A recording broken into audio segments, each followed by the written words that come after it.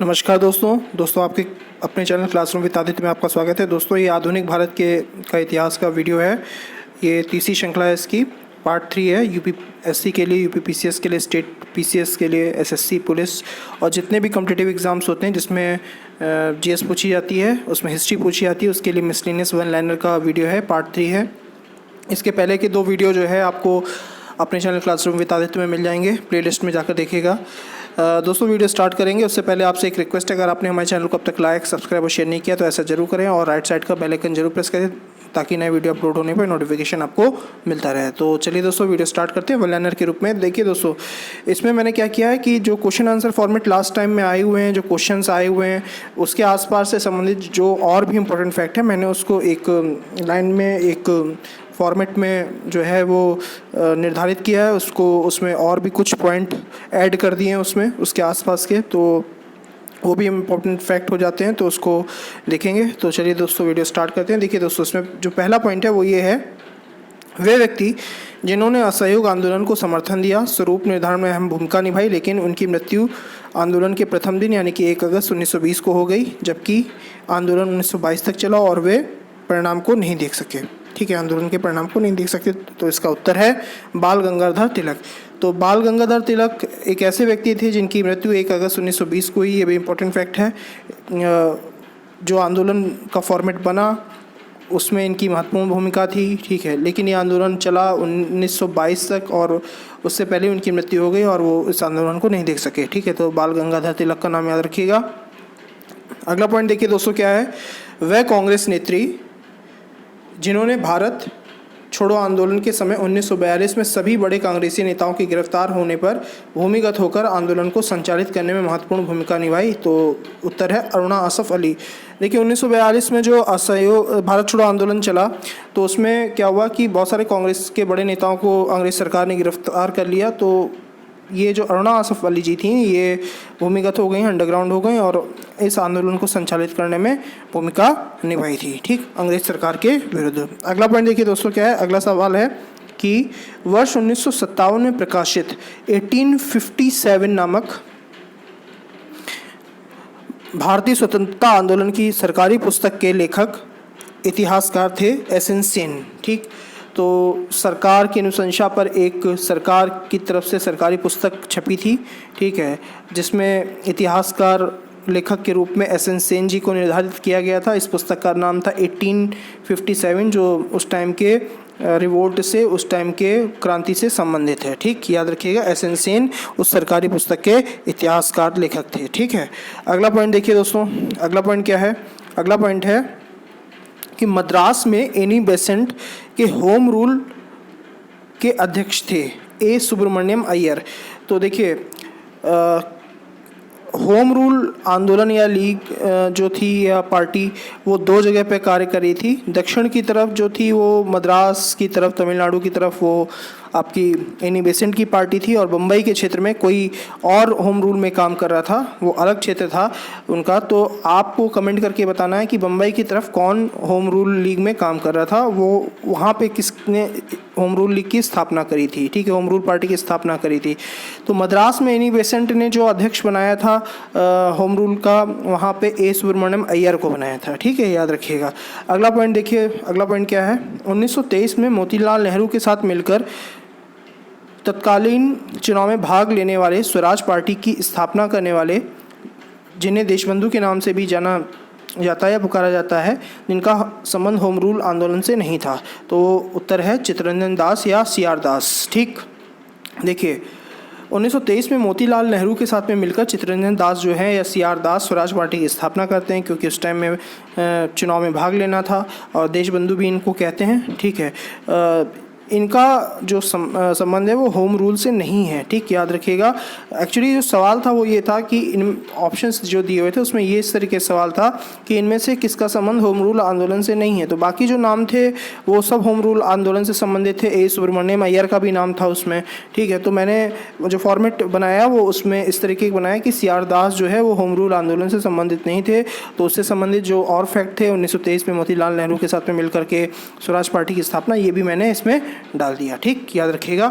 तो सीआर दास इसका उत्तर है। अगला देखिए प्रश्न क्या है, अगला प्रश्न है कि क्रिप्स मिशन का समय क्या है। तो क्रिप्स मिशन मार्च 1942 में इसका समय भारत आया था, ठीक है, मार्च 1942। फिर भारत छोड़ो आंदोलन अगस्त 1942, ठीक है, वो मार्च, ये अगस्त 1942 भारत छोड़ो आंदोलन।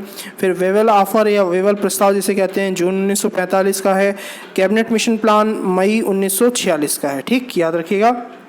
अगला पॉइंट देखिए क्या है, अगला पॉइंट ये है कि 1927 में गठित 7 सदस्यीय साइमन कमीशन जो भारत में शासन संबंधी सुधार के लिए बना था का बहिष्कार कांग्रेस के द्वारा किया गया था। क्यों? क्योंकि उसमें एक भी सदस्य भारतीय नहीं था। तो 7 सदस्यीय साइमन कमीशन 1927 में भारत गठित किया गया था, कांग्रेस ने इसका बहिष्कार किया। क्यों किया? क्योंकि उनको लगता था ये अंग्रेज सिर्फ नहीं जान सकते कि भारत में शासन की सुधारने की क्या व्यवस्थाएं होनी चाहिए, इसमें भारतीयों को शामिल नहीं किया गया। तो ये मुख्य आधार था साइमन कमीशन के विरोध का, ठीक, याद रखिएगा। अगला पॉइंट देखिए दोस्तों क्या है, अगला पॉइंट कह रहा है कि विदेशी वस्त्रों की बर्बादी ही उनके साथ सर्वोत्तम व्यवहार है। ये कथन किसका है? महात्मा गांधी का कथन है। तो स्वदेशी को प्रमोट करने के लिए, स्वदेशी को बढ़ावा देने के लिए महात्मा गांधी ने उसको बढ़ावा दिया और ये कथन कहा उस टाइम में कि विदेशी वस्त्रों की बर्बादी उनके साथ में सर्वोत्तम व्यवहार है, ताकि लोग स्वदेशी की तरफ प्रोत्साहित हो सकें। अगला पॉइंट देखिए दोस्तों क्या है, सविनय अवज्ञा आंदोलन के समय कांग्रेस कार्यकर्ताओं द्वारा धरसना नमक गोदाम पर धावा बोला गया, जिसका नेतृत्व सरोजनी नायडू द्वारा किया गया। इस समय महात्मा गांधी थे कहाँ पर? यरवदा जेल में, ठीक है। तो देखिए सविनय अवज्ञा आंदोलन के समय जो है उस टाइम में कांग्रेस के जो महात्मा गांधी उस टाइम में जो काम कर रहे थे कांग्रेस में, वहाँ पे महात्मा गांधी ने अंग्रेज़ों की अवहेलना करी और नमक बनाया, ठीक है, समुद्र के किनारे नमक आंदोलन किया। और उसके बाद में जो दांडी यात्रा थी इसी से संबंधित है। और धरसना में नमक गोदाम पर कांग्रेस के कार्यकर्ताओं ने धावा बोल दिया था, क्योंकि अंग्रेज़ों ने टैक्स लगा दिया था, जैसा आप सभी लोग जानते होंगे, ठीक है। तो उस टाइम में क्या हुआ था, अंग्रेज़ों ने गिरफ्तार कर लिया था गांधी जी को, और जब गांधी जी को गिरफ्तार कर लिया तो अब लीड कौन करता उसको? तो उसमें उस टाइम में जो धरसना वाला एरिया था वहाँ पर लीड किया था सरोजनी नायडू जी ने, ठीक, याद रखिएगा, इंपॉर्टेंट है। अगला पॉइंट है देखिए दोस्तों, बहुत सारे विद्रोह से संबंधित सवाल बनते हैं कि उनका क्षेत्र पूछा जाता है, उनके नेता का नाम पूछा जाता है, उनका समय पूछा जाता है। तो इसमें जो सवाल थे वो ये थे कि कूका विद्रोह किस एरिया से संबंधित है? पंजाब से संबंधित है। कुकी विद्रोह, कूका अलग है, कुकी अलग है, याद रखिएगा। कुकी विद्रोह संबंधित है त्रिपुरा से, ठीक।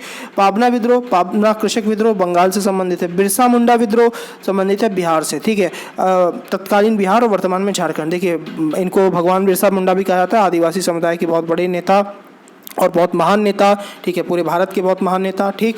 तो इनको बिरसा मुंडा बहुत अच्छे से अंग्रेज़ों से उन्होंने लोहा लिया, ठीक है। तो बिरसा मुंडा आंदोलन जो है वो बिहार से संबंधित है, ठीक है। अगला पॉइंट देखिए दोस्तों, इसमें क्या है, 1857 की क्रांति में झांसी का नेतृत्व किसने किया? तो 1857 की जो क्रांति हुई उस टाइम में झांसी से नेतृत्व किया था रानी लक्ष्मीबाई ने। 1857 की क्रांति में लखनऊ से नेतृत्व किया था बेगम हजरत महल ने नेतृत्व किया था। 1857 की क्रांति में कानपुर से नेतृत्व किया था, ये अजमुल्ला खान ने किया था, ठीक, याद रखिएगा। अगला पॉइंट है दोस्तों कि 1857 की क्रांति में फैजाबाद से किसने नेतृत्व किया था? तो 1857 की क्रांति में फैजाबाद से नेतृत्व किया था मौलवी अहमद शाह ने। फिर देखिए अगला पॉइंट दोस्तों क्या है, वह आंदोलन जिसमें महात्मा गांधी ने पहली बार भूख हड़ताल का प्रयोग हथियार के रूप में किया, वो 1918 का अहमदाबाद मिल मजदूरों की हड़ताल के दौरान किया गया था, ठीक है।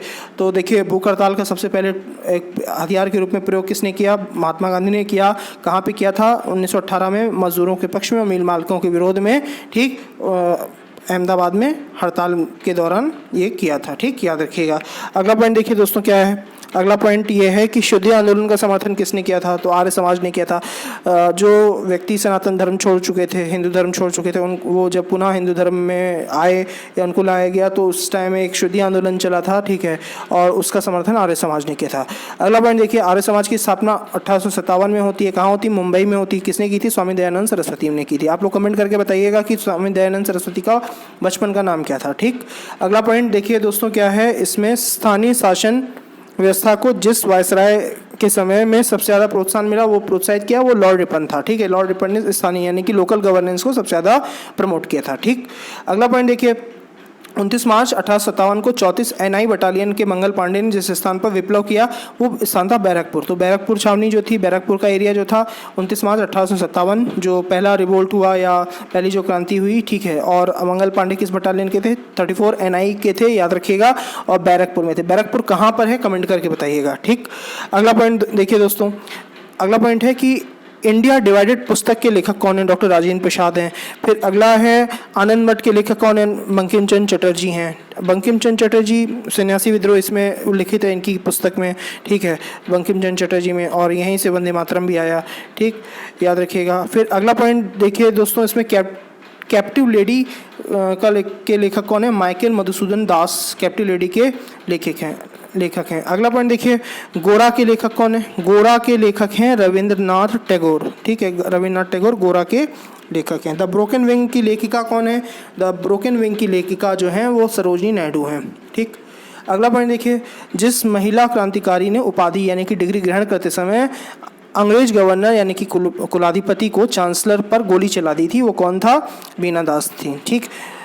जो गवर्नर होते हैं वो कुलाधिपति भी होते हैं विश्वविद्यालयों के, ठीक, यानी कि चांसलर होते हैं। तो क्रांतिकारी महिला बीना दास जी, जिन्होंने अपनी डिग्री लेते समय कन्वोकेशन जो होता है, जो उपाधि दी जाती है, डिग्री दी जाती है, उस टाइम में चूँकि वो अंग्रेज़ था इस कारण से गोली चला दी थी, ठीक है, याद रखिएगा।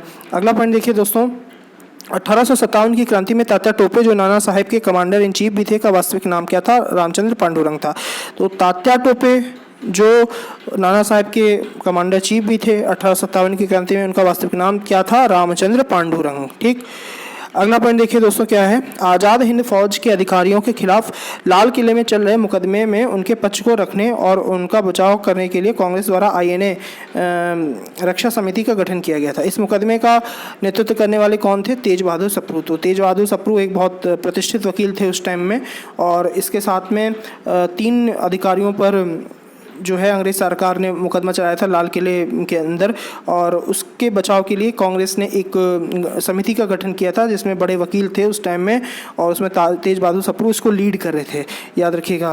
अगला पॉइंट देखिए दोस्तों क्या है, INA के अधिकारियों पर लाल किले में चले मुकदमे में उनका पक्ष रखने वाले सप्रू के अतिरिक्त, यानी कि तेज बहादुर सप्रू के अतिरिक्त उस टीम में अन्य जो वकील शामिल थे वो कौन थे? भूला भाई देसाई थे और जवाहरलाल नेहरू थे।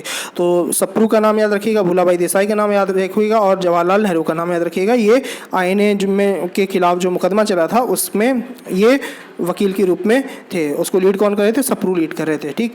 तो वहाँ पे इनको सज़ा दे दी गई थी, लेकिन अंग्रेज सरकार जनता के दबाव में आकर के इनकी सज़ा को माफ़ करना पड़ा था, ठीक है, याद रखिएगा। 1907 में, अगला पॉइंट देखिए, 1907 में सूरत के अधिवेशन के अध्यक्ष कौन थे? डॉक्टर रासबिहारी घोष जो थे, या RB घोष जो थे, वो सूरत अधिवेशन के अध्यक्ष थे, ठीक है। देखिए हुआ क्या था कि कांग्रेस के सूरत अधिवेशन एक मतलब ऐतिहासिक दृष्टि से बहुत महत्वपूर्ण था। जो स्वराज प्राप्ति करने के लिए आंदोलन और अध्यक्ष पद के चुनाव के लिए दोनों दलों, उग्रवादी यानी कि गर्म विचारधारा और उदारवादी नरम विचारधारा में काफ़ी मतभेद हो गए थे। अब क्या हुआ कि उग्रवादी जो थे यानी कि उदारवादी जो लोग, माफ़ करिएगा, गर्म जो विचारधारा के, उग्रवादी कहना तो ठीक नहीं है, जो गर्म विचारधारा के व्यक्ति थे कांग्रेस में, सूरत कांग्रेस का अध्यक्ष वो पहले तिलक को बनाना चाहते थे, फिर बाद में लाला लाजपत राय को बनाना चाहते। जो नरमपंथी विचारधारा के लोग थे, जो उदारवादी दल के लोग थे, वो डॉक्टर रासबिहारी घोष को बनाना चाहते थे, ठीक है, अध्यक्ष बनाया था उन्होंने। अब अधिवेशन से पूर्वी दोनों में बहुत जो है मारपीट हो गई थी। अब हुआ क्या कि इस समय कांग्रेस 2 भागों में विभाजित हो गई। गरम दल का नेतृत्व तिलक कर रहे थे, लाला लाजपत राय, और बिपिन चंद्र पाल कर रहे थे। आपने लाल बाल पाल का नाम सुना होगा, यही हुआ था। फिर नरम दल का नेतृत्व कौन कर रहा था? वो गोपाल कृष्ण गोखले कर रहे थे उस टाइम में, ठीक है, याद रखिएगा। फिर 1916 में ये जो स्प्लिट होता है कांग्रेस का, 1916 में फिर ये समेकित हो जाते हैं, एक साथ आ जाते हैं नरम और गर्म दल वाले, पुनः 1916 में समेकित हो जाते हैं, ठीक, याद रखिएगा। तो उसी टाइम में डॉक्टर रासबिहारी घोष को ही अध्यक्ष बनाया गया था जब इस तरीके की चीज़ घटित हुई थी। अगला पॉइंट देखिए उसमें क्या है। अगला कह रहा है poverty and un British rule of India पुस्तक किसकी है? दादा भाई नौरोजी की है। अगला पॉइंट है कि अनहैप्पी इंडिया पुस्तक किसकी? लाला लाजपत राय की है। The man who divided India पुस्तक किसकी? रफीक जाकरिया की है। अगला पॉइंट है guilty man of the India's partition पुस्तक किसकी है? राम मनोहर लोहिया की है, ठीक। अगला देखिए क्या है। अगला कह रहा है कि जिन्ना ने असहयोग आंदोलन में भाग लिया, वह सदैव डायरी रखते थे, 2 राष्ट्र सिद्धांत का समर्थक था। इसके साथ में 1940 में मुस्लिम लीग के जिस अधिवेशन की अध्यक्षता की वो लाहौर अधिवेशन था। तो देखिए इसमें सवाल था कि जिन्ना के विषय में कौन सा फैक्ट सही नहीं है, तो मैंने क्या किया है उसमें सारे फैक्ट्स को एक साथ कंपाइल करते हुए एक क्वेश्चन फॉर्मेट के रूप में उसको बना दिया है। देखिए पहला क्या था, पहला इसमें ये था कि जिन्ना ने असहयोग आंदोलन में भाग लिया था, बिल्कुल सही बात है। सदैव डायरी रखता था, ये भी सही बात है। 2 राष्ट्र सिद्धांत का समर्थक था, यानी कि 2 नेशन थ्योरी को मानने वाला था, बिल्कुल सही बात है। और 1940 में जो मुस्लिम लीग का अधिवेशन हुआ था लाहौर में, वहाँ पे इसने भाग लिया था, ठीक है, उसकी अध्यक्षता की थी। अगला देखिए दोस्तों क्या है, अगला कह रहा है मुस्लिम लीग द्वारा प्रत्यक्ष कार्रवाई दिवस यानी कि डायरेक्ट एक्शन डे का मुख्य उद्देश्य क्या था? कैबिनेट मिशन योजना को अस्वीकार करते हुए पाकिस्तान का निर्माण करना। ये तिथि डायरेक्ट एक्शन की कौन सी थी? 16 अगस्त 1946 को। तो मुस्लिम लीग एक अलग से राष्ट्र चाहता था पाकिस्तान के रूप में, बाद में उसने बनवाया भी। और उसके समय में जब उसने देखा कि चीज़ें नहीं हो पा रही हैं फेवर में, तो उसने डायरेक्ट एक्शन डे या प्रत्यक्ष कार्रवाई दिवस का सहारा लिया और उसके बाद में कैबिनेट मिशन योजना को अस्वीकार कर दिया। उस बाद में बहुत भयानक तरीके से इसमें दंगे हुए, बहुत सारे लोग मारे गए, खूनी संघर्ष हुआ, ठीक है। बिहार में, बंगाल के नोआखाली एरिया में, सिलट में, मुंबई में, गढ़मुक्तेश्वर में व्यापक रक्त विप्लव हुआ था, ठीक है, व्यापक रक्त बहा था लोगों का, ठीक है। बाद में अंततः पाकिस्तान बना ही, ठीक। तो ये चीज़ आपका मुस्लिम लीग की देन थी, ठीक है, याद रखिएगा, जिन्ना की देन थी। अगला देखिए, अगला पॉइंट क्या है, भारतीय राष्ट्रीय कांग्रेस के जिस अधिवेशन में अध्यक्ष चुनाव में सुभाष चंद्र बोस ने पटाभी सीतारमैया को हराया था, वो कौन सा अधिवेशन था? त्रिपुरी अधिवेशन 1939 का, ठीक, याद रखिएगा। देखिए होता क्या है कि 1938 में कांग्रेस का हरिपुरा अधिवेशन में सुभाष चंद्र बोस जो है वो पहली बार अध्यक्ष बन जाते हैं, ठीक है, 1938 में। फिर 1939 में त्रिपुरी कांग्रेस में गांधी जी के विरोध के बाद भी उनको अध्यक्ष चुन लिया जाता है, ठीक है। गांधी जी ने किसको खड़ा किया? गांधी जी ने खड़ा किया पट्टाभी सीतारमैया को। पट्टाभी सीतारमैया हार जाते हैं, ठीक है, तो गांधी जी कहते हैं कि जो है वो पट्टाभी सीतारमैया की हार मेरी व्यक्तिगत हार है, ठीक, तो मेरी हार है। तो जब मेरी हार है तो इस बात को सुभाष चंद्र बोस सुनते हैं और उसके बाद में कांग्रेस से त्यागपत्र दे देते हैं। और त्यागपत्र देने के बाद में उनका सम्मान करते हुए गांधी जी का फॉरवर्ड ब्लॉक नाम की नई पार्टी की स्थापना करते हैं, कांग्रेस से अलग होते हुए, ठीक है। तो ये याद रखिएगा, त्रिपुरी अधिवेशन का वो समय था। फिर देखिए अगला पॉइंट क्या है, इंकलाब जिंदाबाद का नारा मोस्ट प्रॉब्ली सभी जानते होंगे, भगत सिंह ने दिया था। फिर उसके बाद में 1929 में भारतीय राष्ट्रीय कांग्रेस के 45वें लाहौर अधिवेशन की अध्यक्षता किसने की थी?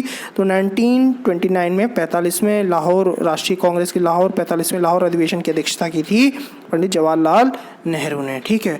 तो दोस्तों इस वीडियो में इतना ही, नेक्स्ट वीडियो में फिर मिलते हैं, तब तक हमारे चैनल को लाइक, सब्सक्राइब और शेयर करना ना भूलें। Thank you.